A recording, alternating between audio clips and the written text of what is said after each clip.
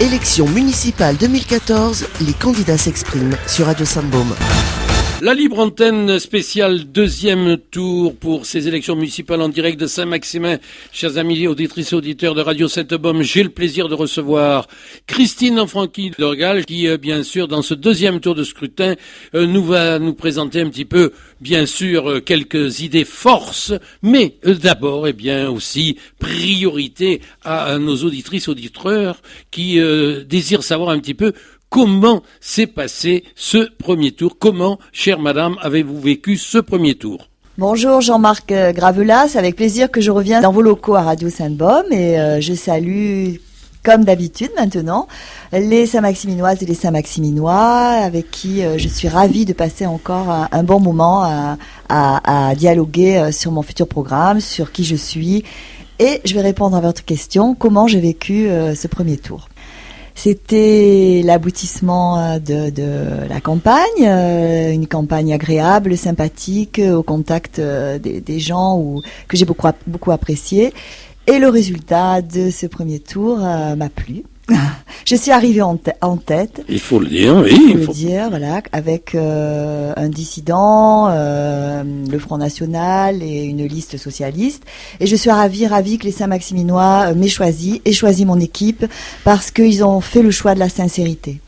Alors, nous avons remarqué sur notre PQR, notre presse quotidienne régionale, Var Matin, que nous avons aussi quelques articles concernant la liste de Canis. Donc, que ressentez-vous de cette fusion de ces deux listes de Canis, Monsieur Barre, qui ayant quand même des programmes différents, se marient aujourd'hui? Je pense que leurs électeurs vont être quand même déroutés là, parce qu'en fait, Monsieur Barre a servi pendant 6 ans une municipalité pour dire après tout ce que j'ai fait n'était pas bien fait alors. Et comme je pense qu'il aurait dû démissionner ce monsieur alors s'il n'était pas content de sa vie au sein de l'ancienne municipalité. Qu'en pensez-vous, madame?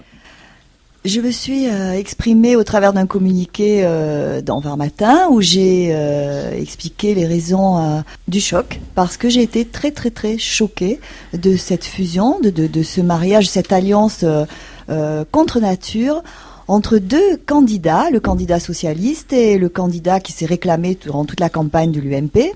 Alors qu'il n'avait absolument pas le soutien de l'UMP, je préfère le dire tout de suite. Ces deux candidats, un de droite et un socialiste, qui s'acoquinent. Le mot est comique, mais je crois que si c'était pas si triste, on pourrait en rire. Ces deux candidats qui aujourd'hui, au mépris de leur électorat, au mépris de leur programme, au mépris de leur équipe, une équipe qui les a suivis, qui les a soutenus pendant toute cette campagne, qui les a suivis, qui les a portés, je crois que ça en dit long sur leur motivation. Parce qu'il faut quand même le rappeler, Monsieur de Canis a un programme et il est quand même aussi un petit peu garant des actes du gouvernement parce que s'il vient en mairie, maintenant qu'il vienne en mairie, il sera bien obligé d'appliquer la ligne du gouvernement actuel qui n'est pas du tout compatible avec l'ensemble de la France et nous le voyons même pas qu'à Saint-Maximin mais sur le plan national et on ne comprend pas. Alors il va y avoir comment on appelle des chaises musicales. On va faire notre recrutement. Et Dieu sait si ils ont appuyé sur le fait que l'ancienne mairie faisait du clientélisme et faisait ce qu'on appelle un petit peu du passe-droit. Alors là, on était un petit peu étonnés d'écouter ça. Il paraîtrait que, votre mandature dernière s'est jouée sur beaucoup d'arrangements. Alors voilà, c'est quand même une question que je voulais vous poser, madame. Je vais répondre à la première partie de votre question. Le candidat socialiste Alain Descanis va être ravi de porter haut les drapeaux du gouvernement actuel. Il va arriver à la mairie de Saint-Maximin et comme il y a des années et des années et des années qu'il n'a pas été élu dans la majorité, il ne sait plus comment ça fonctionne. Donc quand il va falloir financer tous les projets, enfin le peu de projets qui figurent dans son programme et qui sont pas du tout structurés, quand il va falloir les financer, il fera comme ses amis François Hollande et Jean-Marc Ayrault. Il augmentera les impôts, chose qu'il fera avec la grâce et le tact et l'élégance qu'on lui connaît. Et ça ne le gênera pas parce que... Oui, mais il a l'air de dire qu'il y avait de l'obscurantisme et qu'on lui a caché beaucoup de choses. paraît-il que la mairie précédente avait caché beaucoup de choses à l'opposition. Alors ils se sentaient vraiment donc, disons, engoncés, coincés, mal informés. Vous venez de dire le mot-clé, opposition. Quand la démocratie parle, quand les urnes parlent, quand une équipe est élue, c'est parce que les Saint-Maximinoises et les Saint-Maximinois, dans ce jeu de démocrates, ont décidé que c'était le programme d'une majorité qui devait être suivi et réalisé. Donc quand c'est une majorité qui se dégage, l'équipe en place, l'équipe majoritaire fait son programme et l'opposition s'oppose. Si elle s'oppose de façon élégante et constructive, il n'y a pas de problème, ça se passe très bien. Quand c'est simplement de l'opposition hargneuse et teigneuse, comme ça a été le cas pendant 6 années, bien non, on ne peut pas travailler avec des gens comme ça. On ne peut travailler qu'avec des gens qui se tournent vers le futur, qui ont des idées constructives, qui savent gérer une collectivité. Et là, ce n'était évidemment pas le cas. Alors, bien sûr, il faut quand même le rappeler, on parle quand même aussi d'argent, et Dieu sait si vous connaissez cela, parce que vous étiez donc aux manettes, comme on dit, des finances. J'y suis toujours. Et je pense qu'une des questions que je pose aussi à ces futurs candidats, avez-vous, madame, des pistes pour l'implantation d'entreprises nouvelles, et avez-vous préparé quelques stratégies d'investissement? Vous devez connaître ça quand même. C'est pas que je connais, c'est que je connais ça par cœur. Ça fait juste, tiens, une petite parenthèse. L'autre jour, je lis quelque part que je rêve de venir, de rentrer à la mairie de Saint-Maximin. Alors je veux dire tout de suite aux auditeurs, aux auditrices et aux auditeurs, non, je ne rêve pas. Ça fait 25 ans que je monte les escaliers de la mairie de Saint-Maximin. 25 ans que je m'occupe des finances de la commune de Saint-Maximin. 25 ans sans faillir, sans jamais déroger à ma règle qui est la rigueur budgétaire et l'honnêteté, la sincérité. Non, je ne rêve pas de la mairie de Saint-Maximin. Par contre, je rêve de Saint-Maximin et je rêve pour Saint-Maximin. Et oui, j'ai des pistes, mais je n'ai pas que des pistes. J'ai le résultat de mon travail, j'ai le résultat de mon engagement. Alors, bien sûr, moi, je vois votre vie de Saint-Maximin de l'extérieur, et c'est pour cela que, bien sûr, notre directeur des programmes me fait venir, parce que une vue donc extérieure est toujours, bien sûr, peut-être la bienvenue pour les auditrices et auditeurs.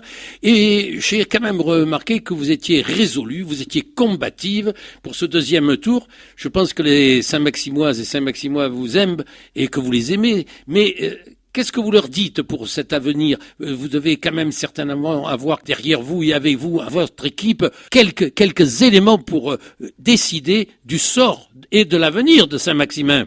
Si les Saint-Maximinoises et les Saint-Maximinois m'ont fait confiance au premier tour, malgré cette campagne déplorable contre moi, cet acharnement contre moi, c'est qu'ils savent qui je suis. Ils savent la femme forte que je peux être, la femme raisonnée que je peux être, la femme qui a une véritable rigueur budgétaire et la femme passionnée par sa ville que je suis. Voilà ce qu'ils ont vu en moi. Mais ce qu'ils ont vu en moi aussi, c'est ma fragilité. Et cette fragilité, comme je sais la tourner en force, la faire devenir un espoir, la faire devenir du courage et la transformer en énergie pour notre ville. Et les Saint-Maximinoises et les Saint-Maximinois qui me connaissent, qui ont travaillé avec moi, qui m'ont rencontré, ils sont nombreux. Ils savent aussi la femme que je suis. Une femme qui ne fait pas de clientélisme, qui ne connaît pas ce mot abject pour tous nos habitants. Parce que je suis une habitante de Saint-Maximin. Non, je ne fais pas de clientélisme. Je reçois toutes les Saint-Maximinoises et tous les Saint-Maximinois. Avec moi, ils sont traités de la même façon. Avec moi, ils ont le même sentiment de solidarité, d'écoute, d'affection que j'ai à leur égard. Oui, le mot n'est pas trop fort. J'aime Saint-Maximin, mais j'aime tous les Saint-Maximinois, toutes les Saint-Maximinoises des Saint-Maximinois.